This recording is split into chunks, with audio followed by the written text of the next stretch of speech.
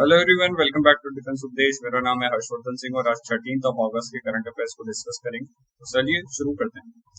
सबसे पहले बताइएगा, Al Mohed Al Hindi exercise will be conducted between which of the following countries. ये जो है वो एक बहुत ही ज्यादा इंपॉर्टेंट एक्सरसाइज होने वाली है।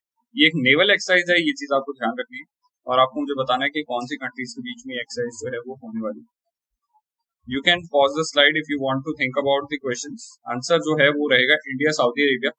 इंडिया और सऊदी अरेबिया के अंदर अपनी टाइप की पहली एक्सरसाइज जो है वो होने वाली है। इसका नाम जो है वो दिया गया है अल मोहिद अल हिंद एक्सरसाइज। ठीक है, और ये बहुत ही इंपॉर्टेंट एक्सरसाइज रहने वाली है। इट इज अ मेडन यानी कि first of its kind Al Mohed Al Hindi exercise, maiden bilateral exercise Al Mohed Al Hindi. The team of Indian navy met with the counter parts of royal Saudi navy. तो ये Saudi Arabia के साथ में होने वाली है, अल जुबाली नाम की जगह पे सऊदी अरेबिया। चलिए नेक्स्ट क्वेश्चन है, बताइए Agalega island is located in which of the following water bodies. Agalega island जो है वो कौन सी जगह पर, कौन सी वाटर बॉडी के अंदर सिचुएटेड है, ये आपको मुझे बताना है। If you want to think about the question, answer के बारे में सोचना चाहते हैं तो आप जो है वो वीडियो को पॉज कर सकते हैं। स्लाइड्स कहाँ से मिल जाएंगी? डिफेंस उपदेश टेलीग्राम चैनल से आप इसका पीडीएफ डाउनलोड कर सकते हो। वहां से आपको इसके बारे में एक्स्ट्रा इन्फॉर्मेशन जो है वो सारी स्लाइड्स वगैरह मिल जाएंगी। आप मुझे डायरेक्टली टेलीग्राम पे भी कांटेक्ट कर सकते हैं। डिस्क्रिप्शन सभी जो है वो लिंक्स सारे डिस्क्रिप्शन में दिए गए। खैर आंसर क्या है? आंसर है इंडियन ओशन। आगालेगा आइलैंड जो है ये इंडियन ओशन के अंदर है और अभी हाल ही में क्यों न्यूज में आपको पता होना चाहिए। आगालेगा आइलैंड जो है मॉरिशस का एक आइलैंड है। Mauritius has denied a report that it has allowed India to build a military base on the remote island of Agalega. यानी कि एक्चुअली अगालेगा आइलैंड काफी टाइम से न्यूज में रहा है। अभी मॉरिशस ने ये क्लेम किया है कि हमने इंडिया को यहाँ पर कोई मिलिट्री बेस बनाने की परमिशन नहीं दी है, जबकि पहले से बहुत टाइम से न्यूज आ रही थी कि इंडिया का एक एग्रीमेंट हुआ था मॉरिशस के साथ में, जहां पे उन्होंने यहाँ पर अगालेगा आइलैंड पे अपना मिलिट्री बेस बनाने की बात जो है वो कही थी। Earlier, it was reported by news broadcaster that an airstrip and two jetties to house an Indian military base on Agalega Island is under construction.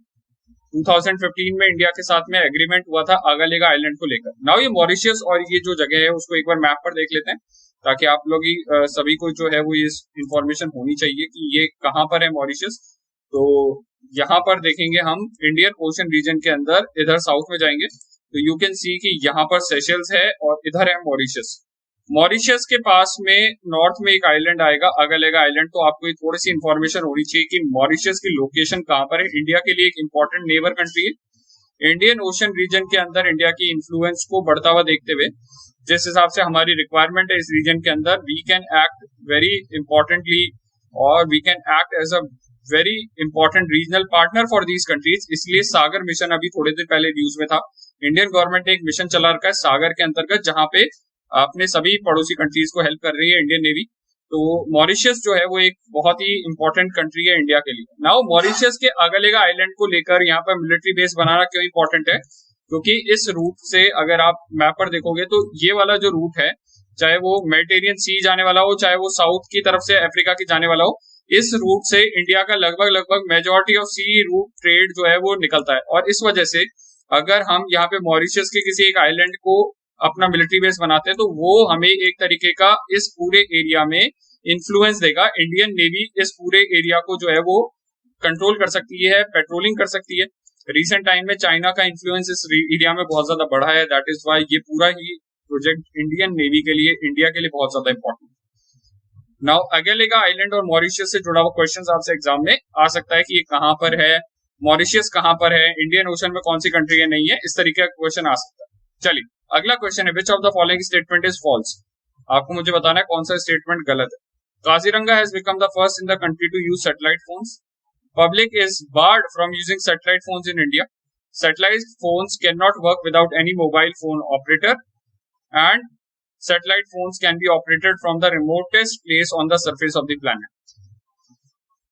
If you think you need to answer, सोचने के लिए time चाहिए आपको, तो video को pause कर लीजिएगा। मैं आंसर बता रहा हूं, आंसर है C. Satellite phones can work without any mobile phone operator. ये एक ऐसा सिस्टम है जिसमें सैटेलाइट से डायरेक्टली फोन लिंक रहता है, तो आपको किसी भी तरीके के मोबाइल फोन ऑपरेटर की जरूरत नहीं होती है। ठीक है, और काजीरंगा नेशनल पार्क में पहली बार जो है फर्स्ट ऐसा नेशनल पार्क है जहां पे जो वाइल्ड लाइफ रेंजर्स वगैरह हैं, फॉरेस्ट गार्ड्स वगैरह हैं, वो अब सैटेलाइट फोन यूज करेंगे ताकि वो बेटर तरीके से इसको मैनेज कर पाए. The satellite phones will be give an edge to the forest personnel over the poachers and also during emergency like flood. The public is barred from using satellite phones in India. Satellite phones can connect from anywhere as they are directly connected to satellites around the world and do not depend on terrestrial mobile networks as cell phone do. तो cell phone tower वगैरह किसी चीज की जरूरत नहीं होती है. That is why आतंकवादी भी अपने ऑपरेशंस में सैटेलाइट फोन्स वगैरह का इस्तेमाल करते हैं और सिक्योरिटी फोर्सेज भी सैटेलाइट फोन्स का इस्तेमाल करती हैं.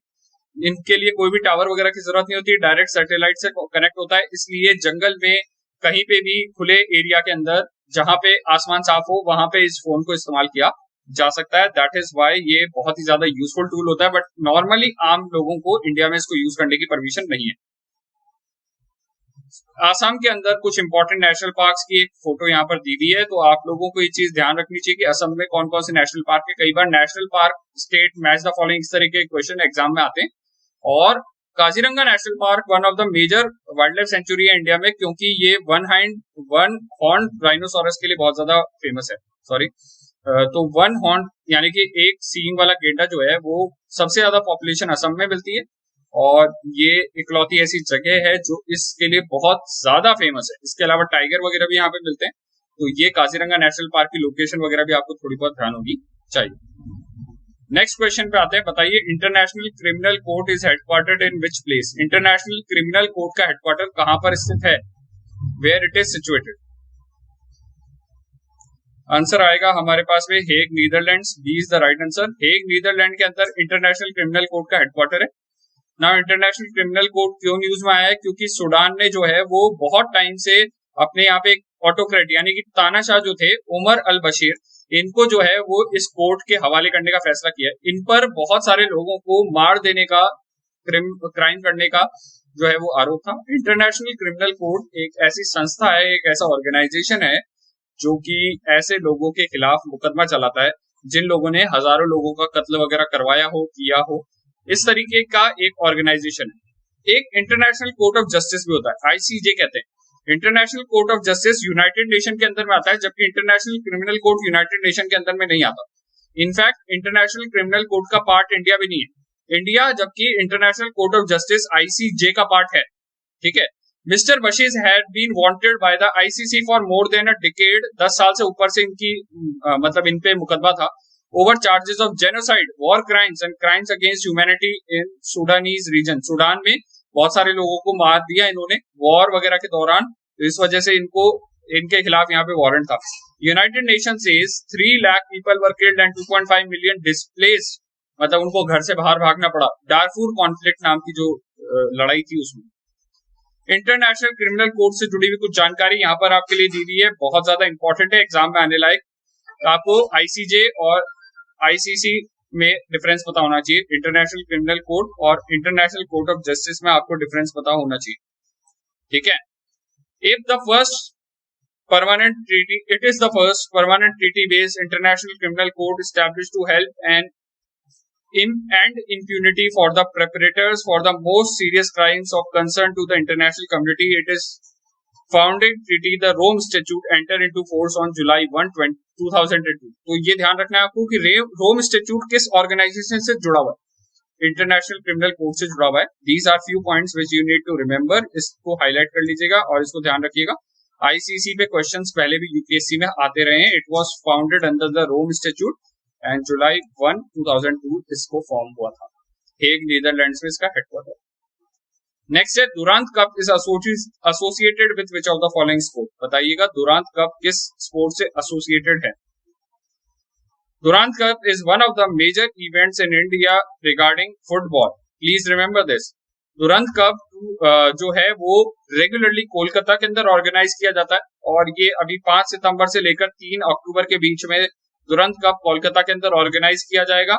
16 टीम्स पार्टिसिपेट करेंगी and world's third oldest and Asia's oldest football tournament है दुरंत कप. ये बात ध्यान रखनी आप. It was first held in 1888 at Dagshai, Himachal Pradesh में ये सबसे पहले ऑर्गेनाइज किया गया था. नेक्स्ट है water molecules on the surface of moon. ISRO के चंद्रयान 2 मिशन ने जो है वो अभी रिसेंटली वाटर मॉलिक्यूल्स चांद के सरफेस पे डिटेक्ट किए हैं। जब चंद्रयान 2 मिशन भेजा गया था तो उसका मेन ऑब्जेक्टिव ये था कि चांद के साउथ पोल पे जो बर्फ है, जो कि इसरो ने ही ढूंढी थी चंद्रयान 1 मिशन के टाइम पे, वो उसको एक्सप्लॉइट करना कि चांद की सरफेस पे पानी कैसे रहेगा, उस चीज को चेक करना, उस चीज को देखना। और अभी इन्होंने चंद्रयान 2 मिशन जो ऑर्बिटर है, जो अभी भी चांद के चारों तरफ चक्कर लगा रहा है, उसके अंडर में ये चीज जो है वो आई है कि चांद की सरफेस पे जो पोल्स हैं उसके दोनों तरफ के जो ध्रुव हैं, उन दोनों ध्रुवों पे पानी होने की जो है वो सिग्नेचर्स मिले हैं, H2O के सिग्नेचर्स मिले हैं। The findings were published in current science journal. The formation of hydroxyl और water molecules occur due to the process called space weathering. तो ये चीज आपको ध्यान होनी चाहिए। नेक्स्ट है IGI airport, Indira Gandhi international airport.